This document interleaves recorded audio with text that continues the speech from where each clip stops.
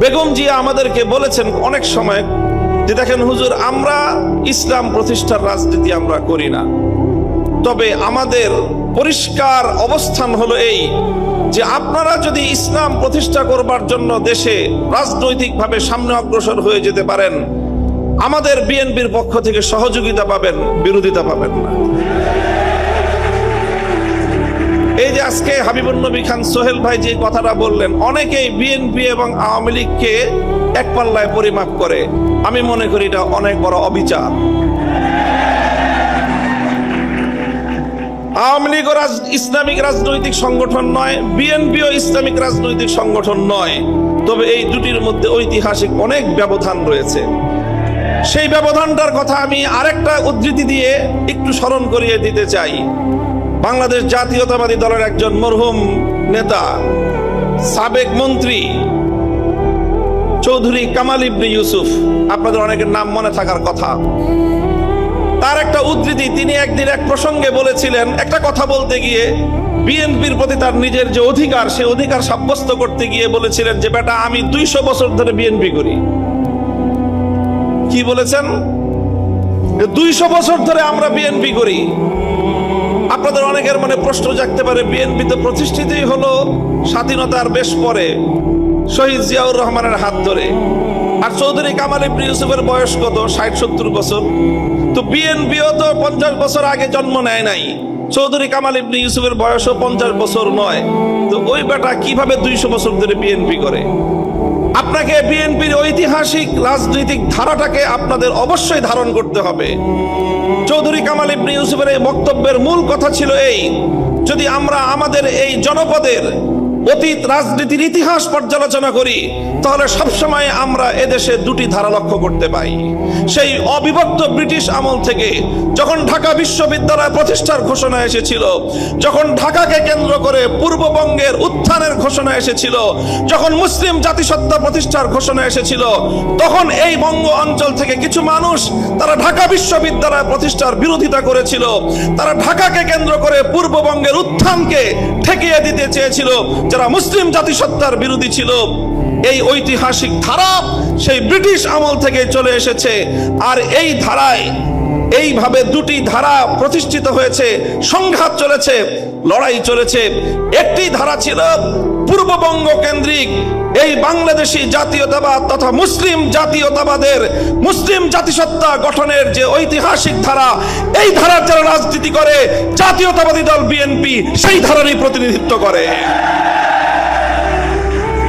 কাজে বিএনপিকে যেমন এই কথাটা মনে রাখতে হবে, যারা বিএনপির সমালোচনা করে তাদেরকেও এই কথাটা মনে রাখতে হবে। বিএনপি এবং আওয়ামী লীগ কেউই ইসলামী রাজনীতি করে না, বরং তাদের রাজনৈতিক ভিন্ন দর্শন রয়েছে।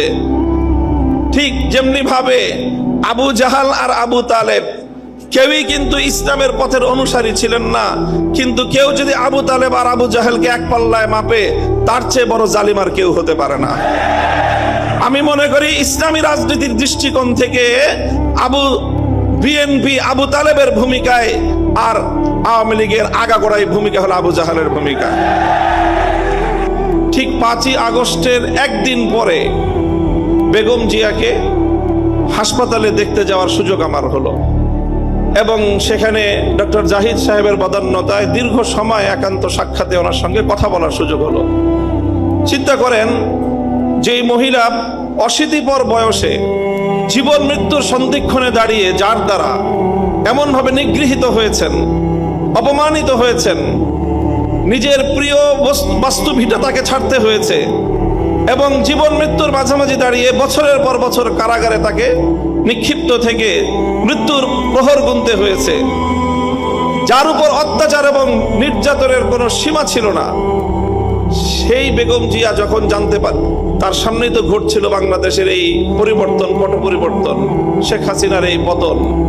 স্বাভাবিকভাবেই তখন তো তার সঙ্গে কথা বললে প্রতিক্রিয়ার মধ্যে শেখ হাসিনার কিছু পর্যালোচনা, শেখ হাসিনার শাসনামলের কিছু জুলুম নির্যাতনের কিছু বিবরণ, তার ক্ষোভ, তার দুঃখ, মর্মবেদনার কিছু গল্প উঠে আসার কথা। আমি বিস্ময়াভিভূত হলাম। তার সঙ্গে প্রায় আধা ঘন্টার মতো আমার কথা হলো। তিনি আধা ঘন্টার মধ্যে একবারও শেখ হাসিনার নাম উচ্চারণ করেননি। তিনি পূর্ণ সময়টায় দুটি কথা বলেছেন।